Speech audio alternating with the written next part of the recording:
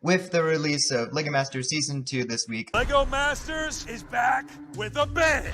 I thought to rank all the episodes of the previous season, in my opinion, from the worst to the best. And if you've seen the show, let me know your ranking in the comments down below. And real quick, for any LEGO Masters fans, I am working on LEGO Masters Ideas submission, so please stay tuned for that. With that said, let's get started. Number 10, Episode 8, Good vs. Evil. And no, I did not put this in last place just because they eliminated one of my favorite contestants.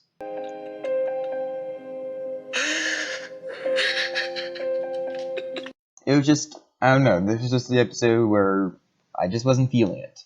And the challenge itself somehow felt to me just a bit thrown together. I mean, Good vs. Evil was definitely a cool concept, but they just make it out of random things. Like, honestly, to me, I think it just would have been more interesting if they just had the contestants make up their own heroes or villains. And then you also had the whole thing with the gold brick, where it's apparently the last time they were supposed to use it, even though they never even hinted at that. So it just seemed out of nowhere. Season 2 hint was cool, though. Also, not to mention that they put the Explorer minifigure on the evil side. This was just the episode I found the most disappointing, that's all. But hey, at least Terry Crews is pretty hilarious. Boone can be proud of his son. Number 9, Episode 2, Space Smash. Now, okay, Episode 8 is really the only disappointing episode, so from here we do still have some very enjoyable stuff. Obvious reason for why this episode's so low, though, Sam and Jessica drama. Not fun seeing two people not getting along for half an episode. Although it is amazing to see how much they grow after this. And they also have the first guest appearance here, the girl from Big Bang Theory, but she doesn't really do much. And I wasn't really into the smashing Lego idea at first, but I'm surprised at how much it won me over, because you do have some pretty awesome explosions here. And in this episode is when we can really start seeing the greatness in Tyler and Amy with their fantastic build, The Sacrifice. Number 8, Episode 5, Mega City Block. A lot of stuff in this episode was mostly kind of forgettable, which is kind of sad because I do like me some Lego City. However, the thing I did love about this episode was I feel like we actually had some good drama here. With Aaron Christian building something that they worked hard on, only to have it crumble. And honestly, as a Lego fan, I find that very relatable because sometimes we can hit those breaking moments when our build doesn't go too well. I mean, if I was in the same situation as Aaron, I probably would have reacted the same way, if not worse. A nice moment where Christian comes in like an encouraging brother to help Aaron come back in and finish the show strong. So that's the elements of this episode that I keep coming back to. Number 7, Episode 3, Cut in Half. When I first heard about this episode, I thought they were literally going to build the other half of something. And then it did take me a little while to get used to the idea of, oh, no, they just do whatever half they want.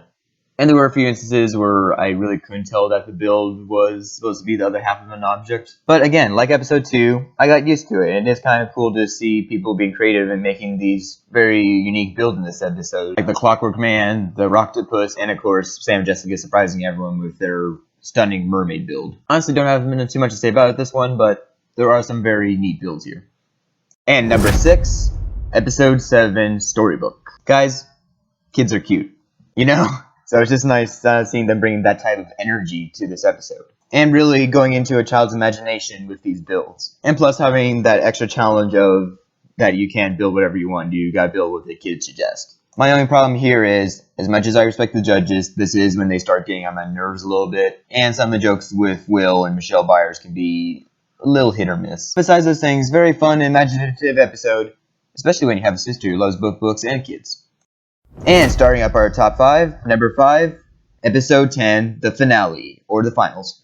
Of course, this was the episode that it was all building up to, and it was pretty good. Definitely did some pretty cool things here for the finale, like making it a 24-hour build, which is the longest time they ever were given. Which, by the way, that is just crazy. It probably took them like 2 days just to film this episode, I'm sure. And amazing to see the final 3 that put their own signature style to each of their final builds.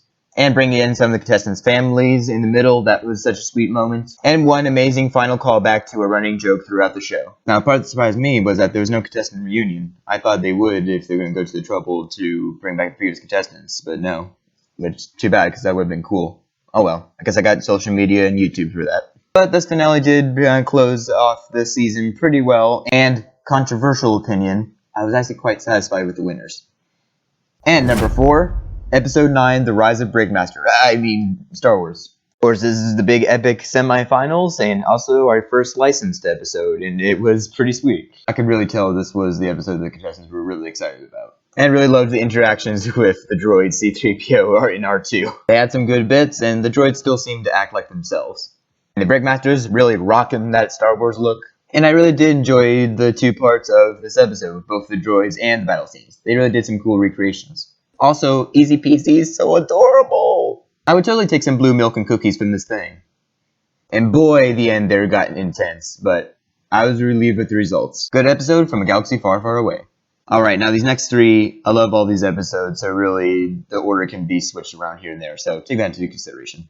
Starting the top 3, Episode 4, Movies Genres. What can I say? I'm a movie guy, so for them to have a movie-themed episode, right up my alley. We've died and gone to Lego heaven. And I love how the contestants have to create a certain movie scene with a given genre. I do feel bad for that one team that got stuck with romance, though. And this was the first episode to have a twist, and it was a pretty creative one. And one, maybe two great guest appearances that was especially exciting for a film fan like me. And made sense with the context of the show. The only thing here is there's a few times where you're left kind of disappointed with some of the contestants' decisions, but it is just a reality show situation where you can see what's going to happen, but they do not, so you can't blame them. But besides that, great episode, and at one point, it was my favorite. Our runner-up, Episode 1, Dream Park Theme Park.